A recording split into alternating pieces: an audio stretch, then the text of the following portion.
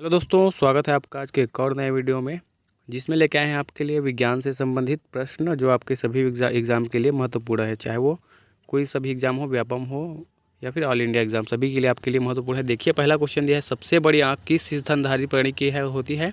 तो सबसे बड़ी आँखें जो है हिरण की होती है। आज कार्बन डाइऑक्साइड के उत्सर्जन में सर्वाधिक योगदान करने वाला देश है संयुक्त राज्य अमेरिका। निम्नलिखित में से किस उद्योग में अभ्रक कच्चे माल के रूप में प्रयुक्त होता है? तो विद्युत के क्षेत्र में, विद्युत उद्योग में। विद्युत प्रेस का आविष्कार किसने किया था? तो हेनरी सीले ने किया था। विद्युत उद्योग में अभ्रक कच्चे माल के रूप में प्रयुक्त होता है। और सबसे बड़ी की आंखें किस स्तनधारी के बोला जाए ना, तो देखना ही, ध्यान देना, स्तनधारी जो है सबसे बड़ी आंखें हिरण की होती है। प्रेशर कुकर में खाना जल्दी पक जाता है क्योंकि प्रेशर कुकर के अंदर दाब अधिक होता है, इसलिए प्रेशर कुकर के अंदर खाना जल्दी पक जाता है। दाब बढ़ाने पर जल का क्वथनांक क्या होता है? तो दाब बढ़ाने पर जो है जल का क्वथनांक होता है, बढ़ जाता है, बढ़ता है। दाब बढ़ाने पर जल का क्वथनांक बढ़ता है। प्रत्येक क्रिया के बराबर व विपरीत दिशा में एक प्रतिक्रिया होती है। यह न्यूटन का कौन सा नियम है? तो यह जो है न्यूटन का तीसरा नियम है। तांबा कॉपर का शत्रु है। तांबा ये बोले तो कॉपर को बोलते हैं तांबा। तांबा किसका शत्रु है? तो गंधक का शत्रु है। तांबा गंधक का शत्रु है। किसका शत्रु है? तांबा गंधक का। उगते व डूबते समय सूर्य लाल प्रतीत होता है क्योंकि लाल लाल रंग का प्रकीर्णन सबसे कम होता है। रेडियो एक्टिवता की खोज किसने की थी? तो रेडियो एक्टिवता की खोज हेनरी बैकरल ने की थी। दो समतल दर्पण एक दूसरे से 60 अंश के कोण पर झुके हैं। इनके बीच रखी एक गेंद के बने प्रतिबिंबों की संख्या कितनी होगी? तो 5 होगी। दो समतल दर्पण एक दूसरे से 60 अंश के कोण पर झुके हैं। इनके बीच रखी एक गेंद के बने प्रतिबिंबों की संख्या 5 होगी। कारों, ट्रकों और बसों में ड्राइवर की सीट के बगल में कौन सा दर्पण लगा होता है? तो इस कारों में, ट्रकों में, बसों में जो ड्राइवर की सीट के बगल में जो शीशा लगा होता है जिसको पीछे देखने के लिए, तो उसमें उत्तल दर्पण का प्रयोग किया जाता है। ऐसे तत्व जिनमें अधातु और अधातु दोनों के गुण पाए जाते हैं वे कहलाते हैं उपधातु। जिसमें जिसमें धातु और अधातु दोनों के गुण पाए जाते हैं उसे उपधातु कहते हैं। वनस्पति विज्ञान के जनक कौन है? तो वनस्पति विज्ञान के जनक है थियोफ्रेस्टस। निम्नलिखित में से किस में ध्वनि की चाल सबसे अधिक होगी? तो इस्पात में जो है ध्वनि की चाल सबसे अधिक होगी। एक व्यक्ति घूमते हुए स्टूल पर बाहें फैलाए खड़ा है, एकाएक वह बाहें सिकोड़ लेता है तो स्कूल का कोणीय वेग बढ़ जाएगा। अगला देखिए, पानी के अंदर हवा का एक बुलबुला किस तरह बर्ताव करता है? तो एक अवतल लेंस की तरह बर्ताव करता है। इकाइयों की समस्त व्यवस्थाओं में किस इकाई की मात्रा समान होती है? तो विशिष्ट गुरुत्व की मात्रा समान होती है। यदि कोई मनुष्य समतल दर्पण की ओर 4 मीटर प्रति सेकंड की चाल से आ रहा है तो दर्पण में मनुष्य का प्रतिबिंब किस चाल से आता हुआ प्रतीत होगा? तो 8 मीटर प्रति सेकंड की चाल से आता हुआ प्रतीत होगा। आगे देखिए, अगला 15 नंबर का क्वेश्चन। चंद्रमा पर एक बम विस्फोट होता है, इसकी आवाज़ पृथ्वी पर क्या होगा? तो सुनाई नहीं देगा। चंद्रमा पर एक बम विस्फोट होता है तो इसकी आवाज़ पृथ्वी पर सुनाई नहीं देगा। चंद्रमा पर वायुमंडल न होने का कारण है पलायन वेग।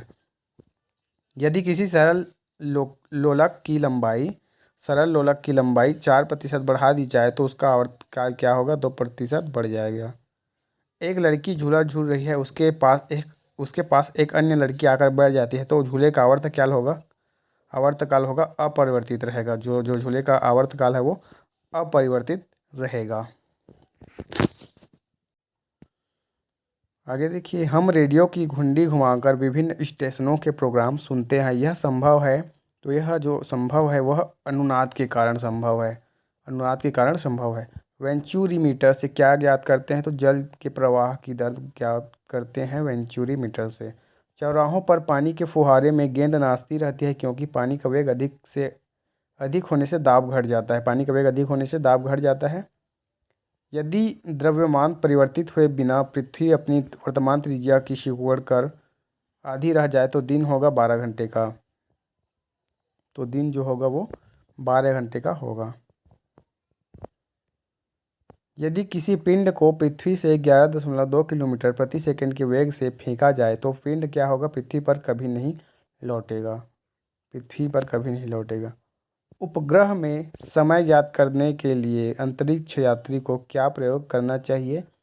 तो उपग्रह में समय ज्ञात करने के लिए अंतरिक्ष यात्री को स्प्रिंग घड़ी का प्रयोग करना चाहिए। यदि पृथ्वी की त्रिज्या 1% कम हो जाए किंतु द्रव्यमान वही रहे तो पृथ्वी तल का गुरुत्वीय त्वरण क्या होगा? 2% घट जाएगा। दाब का मात्रक क्या है? दाब का मात्रक है पास्कल। दाब का मात्रक है पास्कल।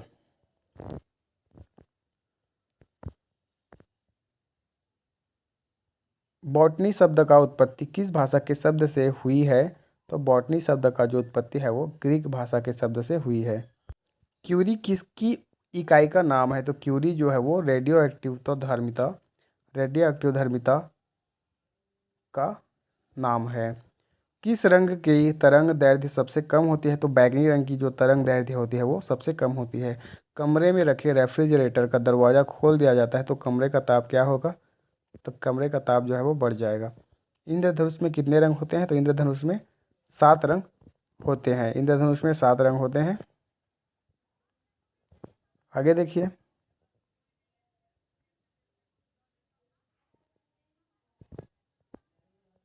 सेकेंड पेंडुलम का आवर्तकाल क्या होता है? तो सेकेंड पेंडुलम का आवर्तकाल 2 सेकंड होता है।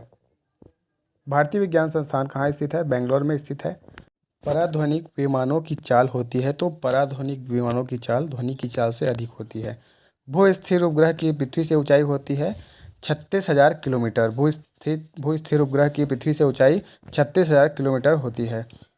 चिकित्सा शास्त्र के विद्यार्थियों को किसकी शपथ दिलाई जाती है? तो चिकित्सा शास्त्र के विद्यार्थियों को हिप्पोक्रेटस की शपथ दिलाई जाती है। कार में रेडिएटर का क्या कार्य होता है? तो कार में जो रेडिएटर होता है उसका कार्य होता है इंजन को ठंडा रखने का कार्य होता है। मनुष्य के शरीर का ताप होता है 37 दूरदृष्टि दोष से पीड़ित व्यक्ति को क्या होता है? दूरदृष्टि दोष से पीड़ित व्यक्ति को निकट की वस्तुएं दिखाई नहीं देती है और निकट दृष्टि दोष के व्यक्ति को दूर की वस्तु जो है दिखाई नहीं देती। किताब के ऊपर रखे किसी लेंस को ऊपर उठाने पर यदि मुद्रित अक्षरों का आकार बढ़ता हुआ दिखाई देता है तो लेंस कौन सा है? उत्तल लेंस है। यदि किसी लेंस से अक्षरों का आकार छोटा दिखाई देता है तो लेंस क्या है? अवतल है। तारे टिमटिमाते हैं किसके कारण? अपवर्तन के कारण। तारे टिमटिमाते हैं अपवर्तन के कारण। निम्नलिखित में से कौन एक आवेश रहित कण है? तो न्यूट्रॉन एक आवेश रहित कण है। पौधों की आंतरिक संरचना का अध्ययन कहलाता है। पौधों की आंतरिक संरचना का अध्ययन शारीरिकी कहलाता है। निम्न में से किस रंग का अपवर्तनांक सबसे अधिक होता है? तो बैगनी रंग का अपवर्तनांक सबसे अधिक होता है। स्वच्छ जल से भरे तालाब की गहराई 3 मीटर प्रतीत होती है। यदि हवा के सापेक्ष जल का अपवर्तनांक 4/3 हो तो तालाब की वास्तविक गहराई क्या होगी? तो तालाब की जो वास्तविक गहराई होगी वो 4 मीटर होगी। लेंस की क्षमता का मात्रक क्या है? लेंस की क्षमता का मात्रक है डायोप्टर। रडार की कार्यप्रणाली निम्न सिद्धांत पर आधारित है। तो रेडियो तरंगों का परावर्तन पर आधारित है रडार की कार्यप्रणाली। न्यूटन की गति के नियमों के अनुसार निम्न में से कौन सा कथन सत्य है? तो द्वितीय नियम से बल की परिभाषा ज्ञात की जाती है। यह कथन जो है सत्य है। द्वितीय नियम से बल की परिभाषा ज्ञात की जाती है। किसी पिंड के उस गुणधर्म को क्या कहते हैं जिससे वह सीधी रेखा में विराम या एक समान गति की स्थिति में से किसी भी परिवर्तन का विरोध करता है? तो जड़त्व कहते हैं। एक टेलीविज़न में दूरस्थ नियंत्रण के लिए किस प्रकार के वैद्युत चुंबकीय विकिरण का उपयोग किया जाता है? तो हर्ट्ज या लघु रेडियो तरंगे। मीथेन जिसके वायुमंडल में उपस्थिति है वह है बृहस्पति। मीथेन बृहस्पति में उपस्थित है मीथेन। प्रोटीन के पाचन में सहायक एंजाइम है ट्रिप्सिन। उन देशों में जहाँ के लोगों का मुख्य खाद्यान्न पॉलिश किया हुआ चावल है लोग पीड़ित होते हैं तो बेरी से। जहाँ पॉलिश किया हुआ भोजन करते हैं लोग वहाँ के लोग जो है बेरी से पीड़ित होते हैं।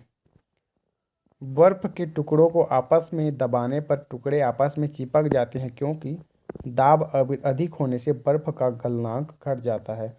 मोटर कार में शीतलन तंत्र किस सिद्धांत पर कार्य करता है? तो केवल संवहन के सिद्धांत पर कार्य करता है। जीवित प्राणियों के शरीर में होने वाली निम्नलिखित में से कौन सी एक प्रक्रिया पाचक प्रक्रिया है? तो प्रोटीन का एमिनो अम्लों में विघटन। प्रोटीन का एमिनो अम्लों में विघटन इसका सही आंसर है।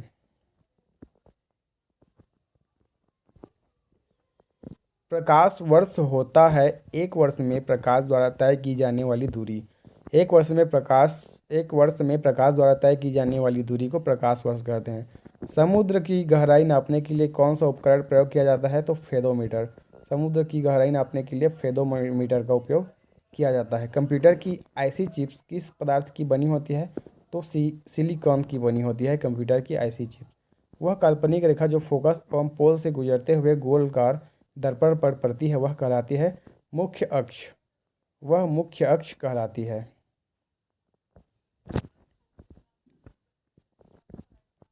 दो या दो से अधिक तत्वों की मात्रा के विचार से एक निश्चित अनुपात में संयोग करने से बना पदार्थ कहलाता है यौगिक। दो या दो से अधिक तत्वों की मात्रा के विचार से एक निश्चित अनुपात में संयोग करने से बना पदार्थ यौगिक कहलाता है। किसी ध्वनि स्रोत की आवृत्ति में होने वाले उतार चढ़ाव को डॉपलर प्रभाव कहते हैं। कोई कण एक सेकंड में जितने कंपन करता है उस संख्या को आवृत्ति कहते हैं। वायु में ध्वनि की चाल 332 मीटर प्रति सेकंड होती है। यदि दाब बढ़ाकर 2 गुना कर दिया जाए तो ध्वनि की चाल क्या होगी? तो 332 मीटर प्रति सेकंड होगी।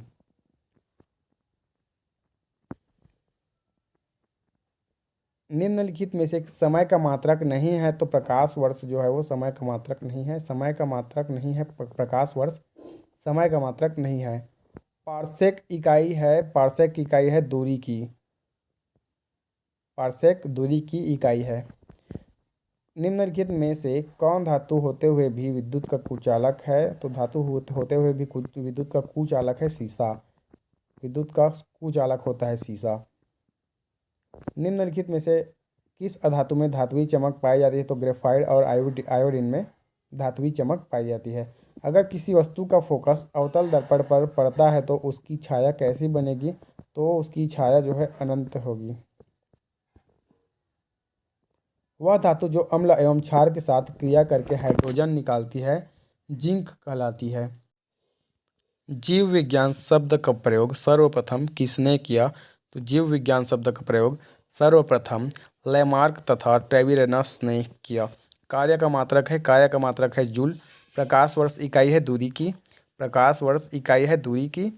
एक ही प्रकार के परमाणुओं से मिलकर बना पदार्थ कहलाता है तत्व। एक ही प्रकार के परमाणुओं से मिलकर बना पदार्थ तत्व कहलाता है।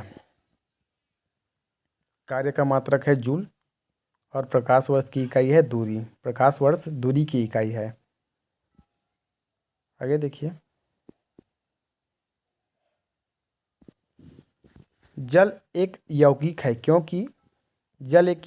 क्योंकि इसमें रासायनिक बंधों से जुड़े हुए दो भिन्न तत्व पाए जाते हैं। दो भिन्न तत्व होते हैं। इसमें रासायनिक बंधों से जुड़े हुए दो भिन्न तत्व होते हैं, इसलिए जल एक यौगिक है। वह विज्ञान जिसका संबंध जीवधारियों के अध्ययन से होता है कहलाता है जीव विज्ञान। जीवधारियों के अध्ययन से संबंधित है जीव विज्ञान। फाइकोलॉजी में किसका अध्ययन किया जाता है? तो फाइकोलॉजी में शैवाल का अध्ययन किया जाता है। जूल निम्नलिखित में से किसकी इकाई है? तो जूल जो है वो ऊर्जा की इकाई है। जूल ऊर्जा की इकाई है। पृथ्वी की परिक्रमा कर रहे एक उपग्रह से एक पैकेट छोड़ दिया जाता है तो उपग्रह के साथ उसी चाल से पृथ्वी की परिक्रमा करेगा।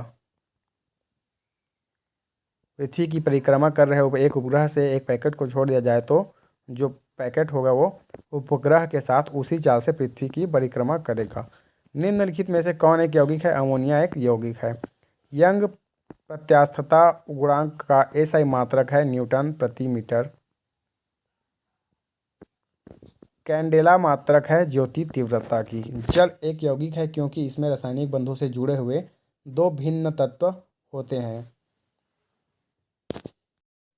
एक गुब्बारे में हाइड्रोजन व ऑक्सीजन गैस के बराबर बराबर अणु हैं। यदि गुब्बारे में एक छेद कर दिया जाए तो क्या होगा? तो हाइड्रोजन गैस तेजी से निकलेगी। हाइड्रोजन व ऑक्सीजन गैस के बराबर बराबर अणु है तो अगर गुब्बारे में छेद कर दिया जाता है तो उसमें से हाइड्रोजन गैस जो होगी वो तेजी से निकलेगी। कपूर के छोटे छोटे टुकड़े जल की सतह पर नाचते हैं। क्यों? क्योंकि पृष्ठ तनाव के कारण नापते हैं। पृष्ठ तनाव के कारण कपूर के छोटे छोटे टुकड़े जल की सतह पर नाचते हैं। पानी का घनत्व अधिकतम होता है 4 अंश सेल्सियस पर। यदि दो उपग्रह एक ही वृत्ताकार कक्षा में चक्कर लगाते हो तो उनका वेग क्या होगा? वेग समान होंगे। मात्रकों की अंतर्राष्ट्रीय पद्धति कब लागू की गई? तो मात्रकों की अंतर्राष्ट्रीय पद्धति 1971 में लागू की गई। चमगादड़ अंधेरे में उड़ते हैं क्योंकि क्या होता है? चमगादड़ पराश्रव्य तरंगें उत्पन्न करते हैं। बर्फ में स्केटिंग करना प्रदर्शित करता है कि दाब बढ़ाने पर बर्फ का गलनांक घट जाता है। स्टेनलेस स्टील एक मिश्र धातु है जबकि वायु एक क्या है? मिश्रण है। स्टेनलेस स्टील एक मिश्र धातु है जबकि वायु एक मिश्रण है। तो स्टेनलेस स्टील एक मिश्र धातु है और वायु क्या है? एक मिश्रण है। तो आज के लिए इतना ही दोस्तों। चैनल को लाइक कीजिए, सब्सक्राइब कीजिए और बेल आइकन को दबा दीजिए ताकि आपको नए वीडियो का नोटिफिकेशन जल्द से जल्द मिलता रहे। तब तक के लिए धन्यवाद।